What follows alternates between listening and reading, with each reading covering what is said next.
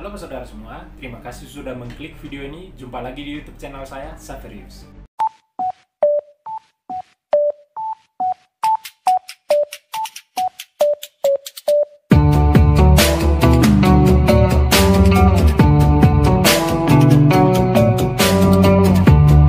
Oke saudara semua, seperti yang kita ketahui, bumi yang kita tinggal ini sangat luas, di mana manusia baru dapat menjelajahi kurang lebih 20% saja, dan 80%-nya masih menjadi sebuah misteri. Banyak kisah aneh yang terjadi di bumi ini. Salah satunya adalah kisah orang hilang di berbagai negara secara misterius. Di negara kita ini, kita sering menghubungkan misteri orang hilang dengan hal-hal yang berbau mistis. Namun, bukan hanya negara kita yang mengalami kejadian seperti itu. Negara lain pun mengalami hal yang sama. Banyak orang yang menghilang selama bertahun-tahun, tetapi sebagian dari mereka kembali muncul. Tapi, sebelum kita masuk ke dalam pembahasannya, tidak lupa pertama-tama saya ucapkan terima kasih banyak bagi saudara semua yang selalu mendukung saya dengan cara menonton video-video dalam YouTube channel saya. Dan bagi saudara semua yang baru saja bergabung dengan YouTube channel saya, mohon dukungannya dengan like, komen di bawah kolom komentar, subscribe, dan jangan lupa nyalakan lonceng notifikasinya agar kalian selalu mendapat updatean-updatean video terbaru dalam YouTube channel saya. Dan jangan lupa share ke seluruh sosial media yang kalian miliki ya. Sekarang kita langsung masuk ke dalam pembahasan tentang misteri orang hilang.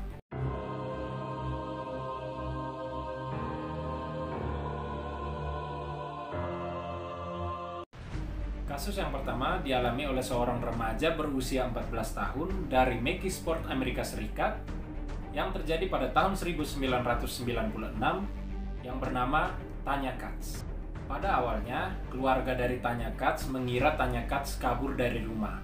Tetapi kenyataan sebenarnya baru terungkap 1 dekade setelahnya. Pada saat itu, Tanya Katz dijebak oleh seorang penjaga sekolah yang bernama Thomas Hoos dengan dalih ingin membantunya melarikan diri. Namun naas, Tanya Katz ternyata dikurung selama 10 tahun di sebuah rumah. Dan selama itu pula, Thomas Hoos sering melakukan pelecehan terhadap Tanya Katz. Dan pada tahun 2006, Tanya Katz berhasil meloloskan diri dari rumah itu, dan kemudian ia meminta tolong pada pemilik toko makanan yang berada tidak jauh dari tempat kejadian. Tidak lama setelah itu, Thomas Hoos kemudian ditangkap, didakwa, dan dipenjarakan atas tuduhan penculikan dan pelecehan.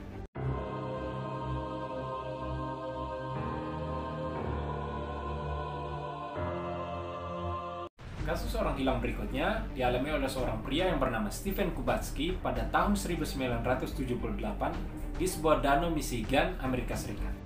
Insiden hilangnya Stephen Kubatsky ini sangatlah aneh atau sangat misterius, bahkan terkesan berbau hal gaib. Pada saat itu, Stephen Kubatsky meminta izin kepada orang tuanya untuk keluar rumah dan bermain ski selama beberapa jam. Sayangnya, setelah beberapa jam, Stephen Kubatsky tidak kembali. Dan pada hari berikutnya, pencarian besar-besaran dilakukan. Pada saat ekspedisi pencarian dilakukan, jejak kaki ditemukan di lokasi tempat tujuan Stephen Kubatsky bermain ski. Dan jejak kaki itu berhenti di tepian air yang membeku. Tidak ada tanda-tanda dirinya pada permukaan air yang membeku. Dan lapisan pada permukaan es juga tidak ada yang pecah. Pada hari itu juga, peralatan ski dan ransel Stephen Kubatsky ditemukan. Tetapi tidak ada tanda-tanda keberadaan dari Stephen Kubatsky. Dan pencarian itu dihentikan. Kurang lebih 1 tahun kemudian, atau tahun 1979, Stephen Kubatsky kembali muncul di depan pintu rumah kedua orang tuanya. Stephen Kubatsky memiliki sedikit memori tentang kejadian tersebut, tempat dia menghilang dan tempat dia berada. Menurutnya, dia terbangun di sebuah ladang berjarak ratusan kilometer dari tempat pertama dia hilang, dan juga 64 kilometer dari rumah keluarganya. Yang membingungkan lagi, Stephen Kubatsky menggunakan pakaian yang bukan miliknya dan membawa tas yang berisikan peta yang tidak dia kenal. Setelah kejadian itu, Stephen Kubatsky menolak tawaran media untuk menceritakan tentang kejadian tersebut. Ia bahkan menarik diri dari sorotan publik dan menolak berbicara tentang insiden tersebut.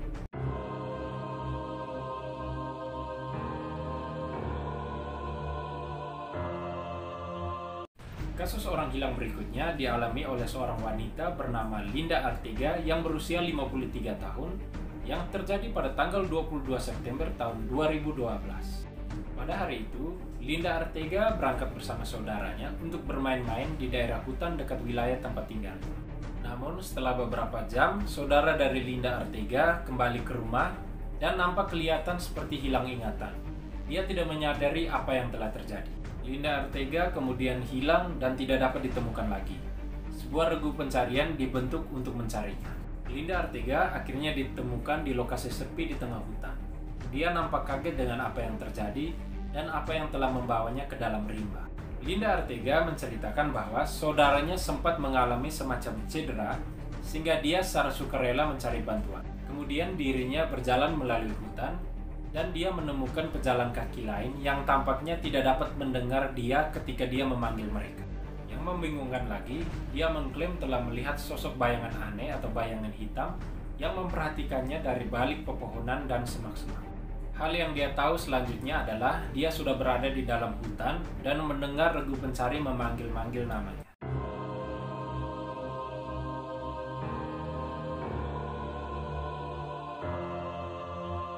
Kasus orang hilang berikutnya dialami oleh seorang ayah dua anak yang berasal dari Sydney yang terjadi pada tanggal 21 Januari tahun 1987 yang bernama Gabriel Nagy.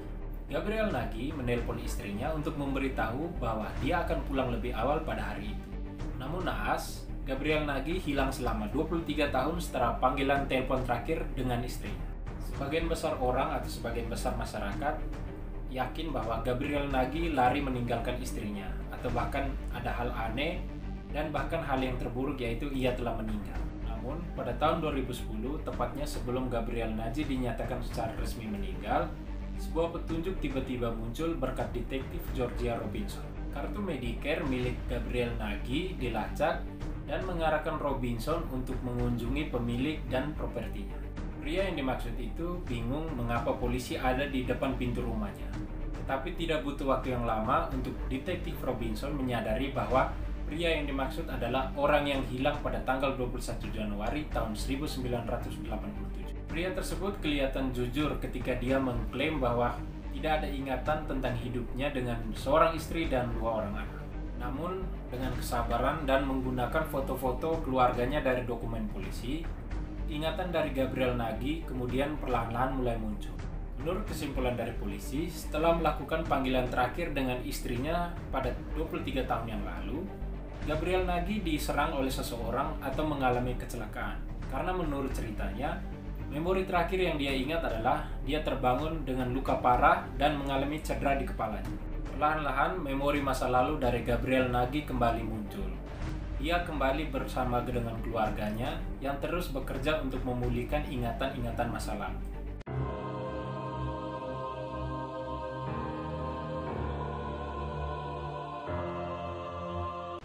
Kisah orang hilang terakhir yang paling aneh adalah kisah yang dialami oleh seorang pemuda atau seorang pria yang bernama Richard Hoagland yang terjadi pada tanggal 10 Februari tahun 1993. Richard menelpon istrinya dan menyampaikan bahwa dirinya merasa tidak sehat dan sedang dalam perjalanan menuju rumah sakit di Indianapolis. Ketika istrinya mencari tahu ke rumah sakit yang Richard datangi, pihak rumah sakit menyatakan bahwa tidak ada pasien yang bernama Richard Hoagland. Ketika istrinya ingin melaporkan kejadian aneh ini kepada pihak polisi, mereka kemudian mendapati bahwa Richard Hoagland tidak membawa uang tunai, kartu kredit, pakaian, ataupun paspor. Satu-satunya petunjuk adalah penemuan mobil di Bandara Internasional Indianapolis, tetapi tidak ada catatan penerbangan atas nama Richard Hoagland. Pada musim panas tahun 1993, dua putra muda dari Hoagland menerima kartu pos yang berisikan uang $50. Dan ada tulisan yaitu, "Mungkin dalam waktu dekat kita akan bertemu.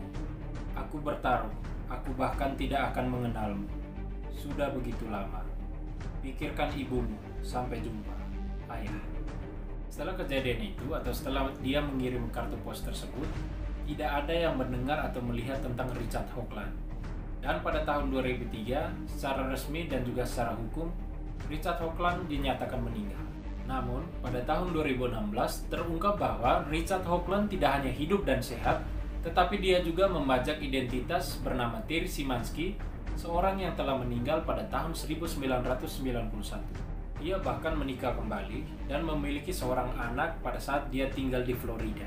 Dan setelah identitas aslinya terbongkar, Richard Hoagland dijatuhkan hukuman atas tuduhan pemalsuan identitas. Oke Pak Saudara semua, itu tadi adalah kisah orang hilang yang ditemukan kembali. Ada yang memang hilangnya tanpa kesadarannya sendiri, bahkan juga ada yang sengaja memalsukan kehilangannya. Terima kasih sudah menonton video ini sampai selesai. Jaga kesehatan kalian. Kita jumpa lagi di video-video selanjutnya.